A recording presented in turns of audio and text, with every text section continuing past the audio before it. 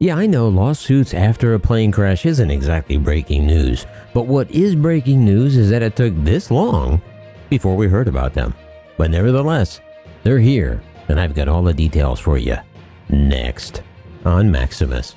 And there's really three reasons why the lawsuits have been filed in the case.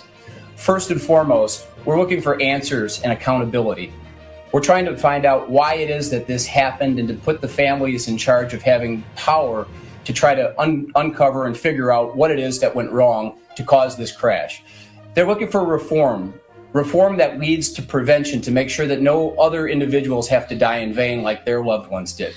The lawsuit has an intention of making sure that this never happens to anyone else in the future. And most importantly, the families are here for justice. We're here to make sure that those who are responsible for this crash have to pay in responsibility to make sure it doesn't happen and there are no other needless victims of a plane crash like this.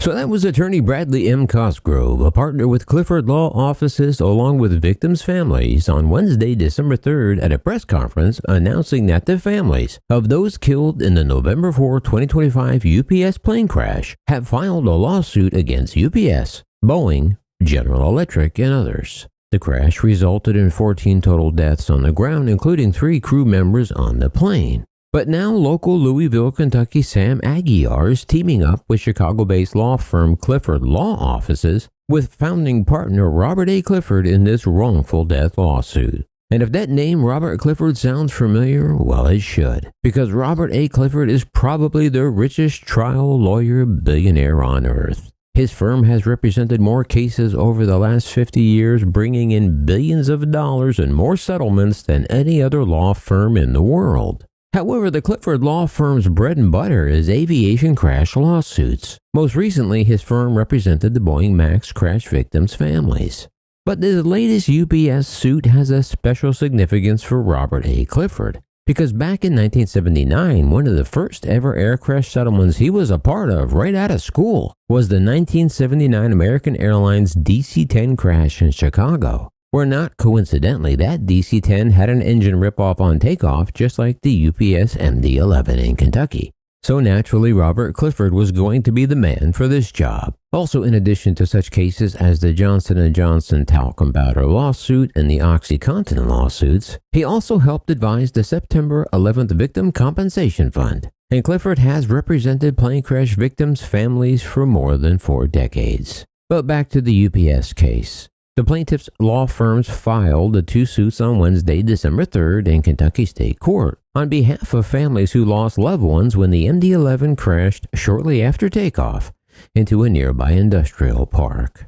Among the plaintiffs are families of Angela Anderson, a 45-year-old mother who was a customer at a local business located near a large petroleum recycling company when the MD-11 cargo jet lost its left engine and crashed into the park, causing a massive explosion and post-impact fire that took more than 30 hours to bring under control. Also suing is the family of Trinidad Trina Chavez, a 37-year-old mother of 2 employed at Grade A Auto Parts, one of the businesses destroyed in the crash that left 14 dead and 23 people severely injured. The MD-11 aircraft was en route to Honolulu, Hawaii, carrying approximately 38,000 gallons of jet fuel.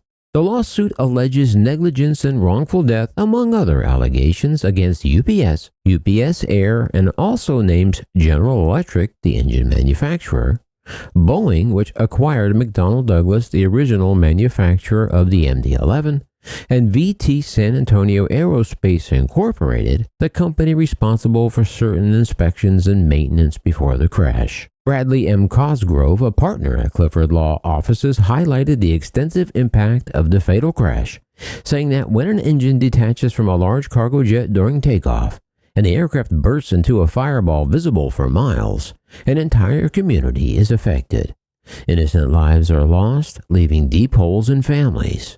Impacted survivors are left with injuries and lifelong scars, with their normal lives shattered by an explosion that many people compare to a bomb going off next door. He added that this tragedy is an unacceptable event that indicates a catastrophic failure across numerous safety systems.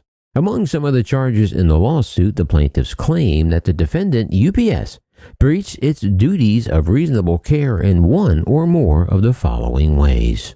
Operated the UPS MD-11 freighter aircraft when it was not in airworthy condition. Allowed the aircraft to fly despite defects or unsafe conditions affecting the left wing, left engine, or related components of the aircraft defendant knew or should have known about, and or created a dangerous condition by implementing inadequate maintenance, inspection, or operational procedures, and or failing to follow the procedures it had in place, thereby allowing unsafe conditions to persist. Defendant UPS negligently, recklessly, wantonly, carelessly, maliciously, and or unlawfully failed to exercise reasonable care in the maintenance, inspection, repair, and or operation of the MD-11 freighter aircraft used on UPS Flight 2976. Well, they sure covered all their bases there, didn't they?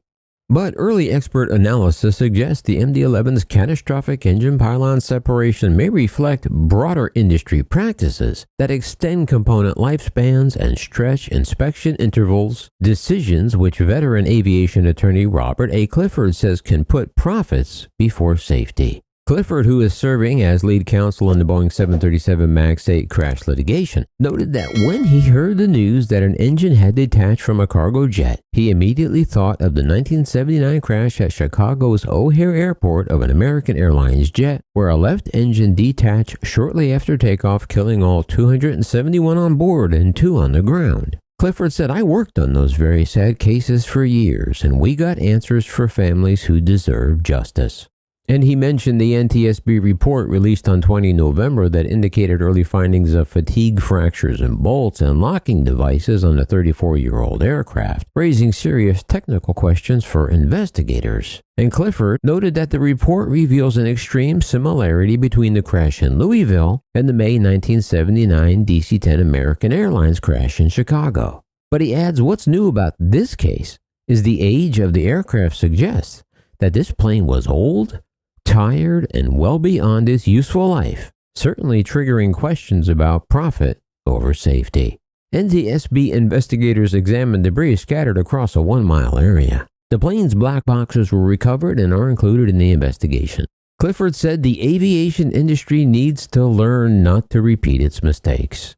Families who lost loved ones in the crash deserve the truth and full accountability. Clifford Law Offices has launched a comprehensive investigation to ensure those responsible face consequences of their preventable failures. And Clifford added that central questions remain about whether key components were kept in service too long and why the systems intended to prevent such disasters failed to function as required. You know, it seems that every time there's a plane crash, even before the fire's been extinguished and the wreck has been removed, the lawsuits start to file in. But historically, that's always been the case, at least here in America. But with that said, this latest UPS tragedy sure seems like a case where there will be plenty of blame to go around, and rightly so. Because just as it was in 1979 with American Airlines, there's no excuse for jet engines to be falling off any airliner, not in 79 and especially not in 2025. So at least I hope some of those grieving families will receive some kind of settlement for their pain and suffering, although it will never bring back those that they lost. Well, that's what I think. How about you? Now it's your turn, so be sure and let me know down below before you go.